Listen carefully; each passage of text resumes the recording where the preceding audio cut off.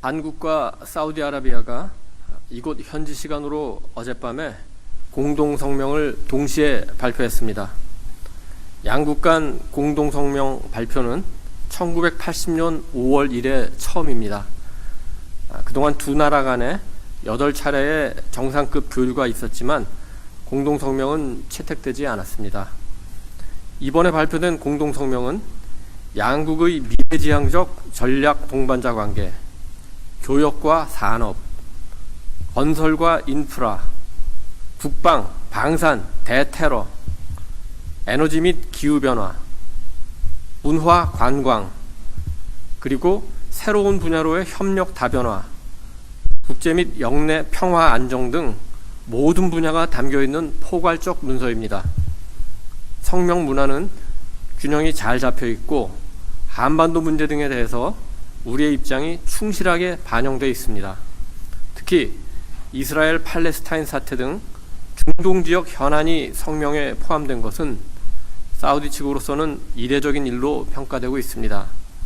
이는 한국에 대한 사우디 측의 신뢰를 보여준다는 의미가 있고, 한편으로는 글로벌 중추 국가로서 한국의 위상을 인정한다는 의미로 해석할 수도 있겠습니다. 대통령은 어제 한 사우디 건설협력 50주년 기념식에 참석하는 기회에 네옴 전시관을 방문했습니다. 대통령은 네옴 전시관 카페에서 사전 환담을 했는데, 사우디 측에서는 칼리드 알 팔레 투자부 장관, 살레 빈 나세르 알 자세르 교통물류부 장관, 그리고 나미드 알 나스르 네옴 컴퍼니 CEO가 참석했고, 우리나라에서는 그 원희룡 교통부 장관이 배석했습니다. 사우디 측은 라인시티를 비롯한 네옴시티의 투자 방향, 일정, 규모 등을 설명했는데, 개력적으로 보면 벨기에 크기 정도의 그 사우디 네옴 지역에 라인, 옥사곤, 트라우제나 등 새로운 신도시를 650조 원을 투입해 건설한다는 내용입니다. 그 가운데서도 세계적으로 그 관심을 끌고 있는 라인시티는 높이 500m, 폭 200m, 길이 170km의 그 신도시를 짓는 건데, 이거는 쉽게 설명하면은 잠실 롯데타워를 서울부터 대전까지 이어서 짓는다, 이렇게 설명하면 이해가 쉬울 것 같습니다. 대통령은 그 설명을 듣고 인공위성에서 만리장성이 보인다고 하는데, 라인시티가 들어선다면 더 잘 보일 것 같다면서, 이는 사우디뿐만 아니라 세계적인 프로젝트이고, 이런 프로젝트가 현실화되는 것을 보고 싶다, 이렇게 얘기했습니다. 네옴 컴퍼니 CEO는 많은 나라 기업들이 네옴시티 프로젝트에 참여하고 있는데 한국의 기업들이 가장 두각을 나타낸다, 이렇게 평가를 했습니다. 이어서 대화는 자연스럽게 한국의 경제 발전 과정으로 이어졌는데, 대통령은 우리가 건설, 자동차, 석유화학, 반도체 등으로 이렇게 성장을 하는 과정에 키스트, 한국과학기술연구원, 그리고 카이스트, 한국과학기술원 등 이런 연구기관이 굉장히 중요한 역할을 했다고 설명을 했습니다. 그러자 그 사우디의 투자부 장관이 카이스트를 만드는 과정에서 MIT에서 모셔온 서남표 총장이 큰 역할을 했다고 들었다, 이렇게 얘기를 했습니다. 그걸 들은 원희룡 장관이 아니 사우디에서 어떻게 그런 것까지 아느냐, 이렇게 반문을 하니까 투자부 장관은 제가 매일 한국의 경제 발전을 연구하고 한국 얘기를 하니까 제 이름이 칼리드 알 팔레인데 사람들은 저를 칼리드 알 꼬레라고 부른다, 이렇게 얘기했습니다.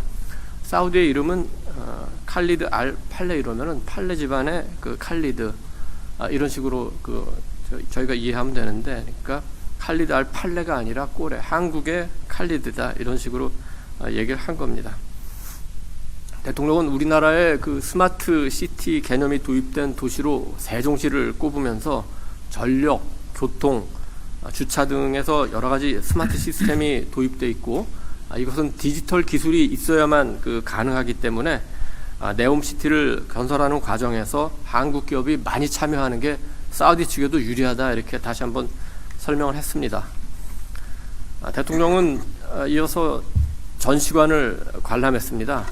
전시관에 라인시티를 축소한 모형을 선보였는데 170km에 이르는 가운데 일부가 단절된 구간이 있었습니다. 그래서 대통령께서 왜 이 구간은 단절되어 있느냐고 물었더니 사우디 측에서 이 부분은 산악지역이어서 터널을 건설해야 됩니다, 이렇게 설명을 했습니다.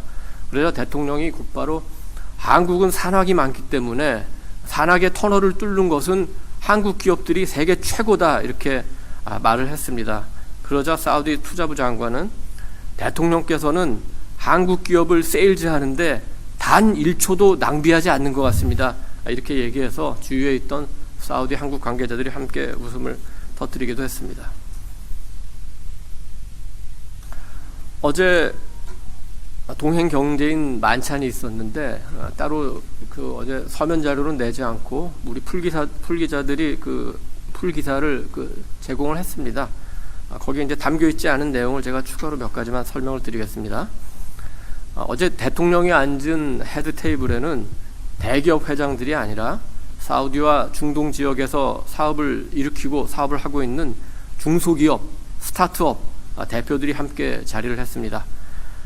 사우디에서 전기차 충전 인프라 사업을 하는 정민교 대영채비 대표, 관광산업 디지털 전환 사업을 하는 이웅희 H2O 호스피탈리티 대표, 인공지능 농작물 재배 솔루션을 제공하는 정승환 세팜 대표, 그리고 로봇 회사를 운영하는 김범진 웨이브 라이프스타일 테크 대표 등입니다.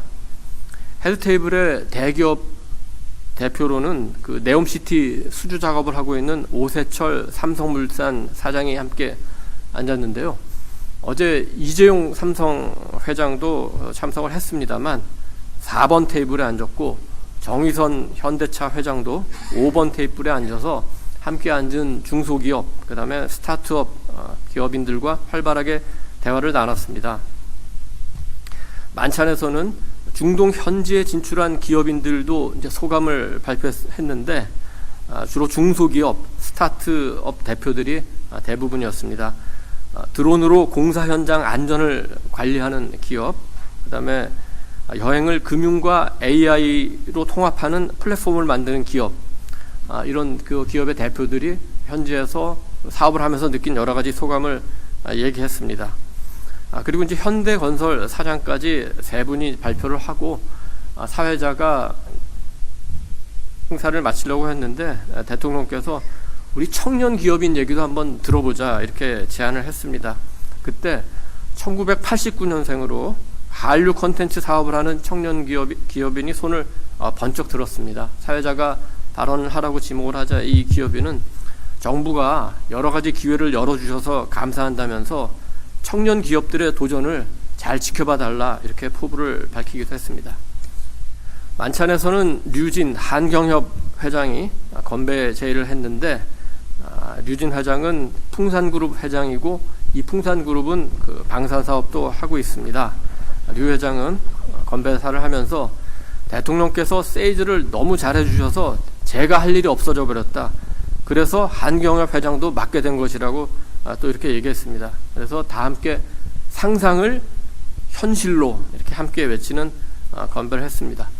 대통령은 오늘 행사 분위기가 아주 좋은 것 같다, 이렇게 화기애애한데 그 이유는 경험이 많은 대기업과 중견기업, 그리고 새로 도전하는 중소기업, 그리고 청년들이 나선 스타트업이 다 함께 모였기 때문인 것 같다, 이렇게 얘기하면서 앞으로 국내외에서 이런 자리를 많이 만들어서 여러분들이 함께 소통하고 또 소통하면서 배울 수 있도록 하겠다, 이렇게 다짐을 했습니다.